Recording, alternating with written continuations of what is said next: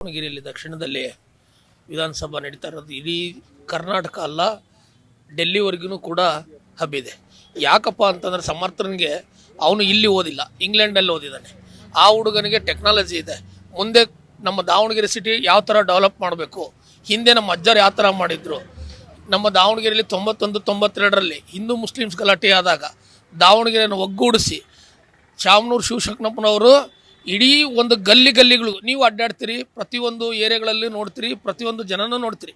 ಒಂದೊಂದು 10 ಅಡಿ ರೋಡನ್ನು ಗಲ್ಲಿಗಳನ್ನು cement road ಮಾಡಿದ್ದಾರೆ. ಅದು ಮಾಡಿರೋದು ಯಾರಪ್ಪ ಅಂದರೆ ಇಡೀ ಕರ್ನಾಟಕದಲ್ಲಿ ದಾವಣಗೆರೆಯಲ್ಲಿ ಶಾಮನೂರು ಶಿವಶಂಕರಪ್ಪ ಅಂದ್ರೆ ತಪ್ಪಾಗಲಾರ್ದು.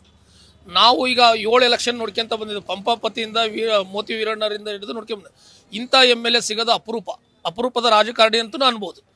ಹಾಗಾಗಿ ಪ್ರತಿಯೊಂದು ಹೈಮಸ್ಟು, ನೀರು, ಲೈಟು, ಚರಂಡಿ, ರೋಡು, ವಿದ್ಯಾರ್ಥಿಗಳಿಗೆ 5 ಕೋಟಿ ರೂಪಾಯಿನ ಸ್ಟೈಪೆಂಡ್ ಆಗಿ ಇಟ್ಟಿದ್ದಾರೆ. ವಿದ್ಯಾರ್ಥಿಗಳಿಗೆ ಓದಲಿಕ್ಕೆ ಬಡ ವಿದ್ಯಾರ್ಥಿಗಳಿಗೆ 5 ಕೋಟಿ ರೂಪಾಯಿನ ಸ್ಟೈಪೆಂಡ್ ಇಟ್ಟು ಬಡ ಮಕ್ಕಳು ಯಾರು ಓದಿರ್ತಾರೋ, ಯಾರು ರ್ಯಾಂಕ್ ತೆಗೆದಿರ್ತಾರೋ ಅಂಥವರಿಗೆ ಸ್ಟೈಪೆಂಡ್ ಕೂಡ ಕಲ್ಯಾಣ ನಿಧಿ ಮಾಡಿದ್ದಾರೆ ಅವರು. ಹಾಗಾಗಿ ಜನಗಳೆಲ್ಲರೂ ಪ್ರತಿಯೊಂದು ಕೆಲಸಕ್ಕೆ ಯಾರು ಸ್ಪಂದನೆ ಮಾಡ್ತಾರೆ, ಯಾರು ಸ್ಪಂದನೆ ಮಾಡಲ್ಲ ಅನ್ನೋದು ಬಿಜೆಪಿ ಅಂತ ಜನಗಳು ಹೇಳ್ತಾರೆ. ಬಿಜೆಪಿಯವರು ಏನು ಕೆಲಸ ಮಾಡಿದ್ದಾರೆ ಅಂತ ಅವರು ತೋರಿಸ್ಲಿ, ಬೇಡ ಅಂತಲ್ಲ. ಓಟಕರಿಗೆ ಯಾರು ಈಗ ಪ್ರಜಾಪ್ರಭುತ್ವದ ಹಕ್ಕಲ್ಲಿ ಯಾರಿಗೆ ಬೇಕಾದರೂ ಮತದಾನ ಮಾಡ್ಬೋದು.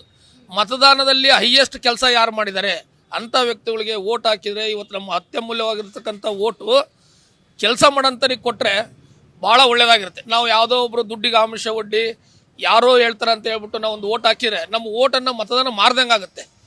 ಈ ಸಮಾಜದಲ್ಲಿ ನಾವು ಒಂದು ಕೆಲಸ ಮಾಡಬೇಕು, ಮುಖ್ಯವಾಹಿನಿಗೆ ತರಬೇಕಪ್ಪ ಅಂದರೆ ಕೆಲಸ ಯಾರು, ಅಭಿವೃದ್ಧಿ ಯಾವುದು ಅನ್ನೋದು ನೋಡು. ಇಡೀ ದಾವಣಗೆರೆಯಲ್ಲಿ ನೀರೇ ಇರಲಿಲ್ಲ, ಕುಂದುವಾಡ ಕೆರೆಯನ್ನು ನಿರ್ಮಾಣ ಮಾಡಿರ್ತಕ್ಕಂಥ ವ್ಯಕ್ತಿ ಅಂದರೆ SS ಮಲ್ಲಿಕಾರ್ಜುನ. ಇಡೀ ಬೋರ್ವೆಲ್ಗಳೆಲ್ಲ ಇಡೀ ದಾವಣಗೆರೆ ತುಂಬ ಬರಗಾಲ ಬಂತು. ಕುಂದುವಾಡ ಕೆರೆನ ಅಭಿವೃದ್ಧಿ ಪಡಿಸಿ ಪ್ರತಿಯೊಂದು ಬೋರ್ವೆಲ್ಗಳಿಗೆ ಮತ್ತೆ ಪುನಃ ನೀರು ಬರಂಗೆ ಮಾಡಿರ್ತಕ್ಕಂಥ ಭಗೀರಥ ಅಂದರೆ SS ಮಲ್ಲಿಕಾರ್ಜುನ್ ಅಂತ ಹೇಳ್ಬೋದು.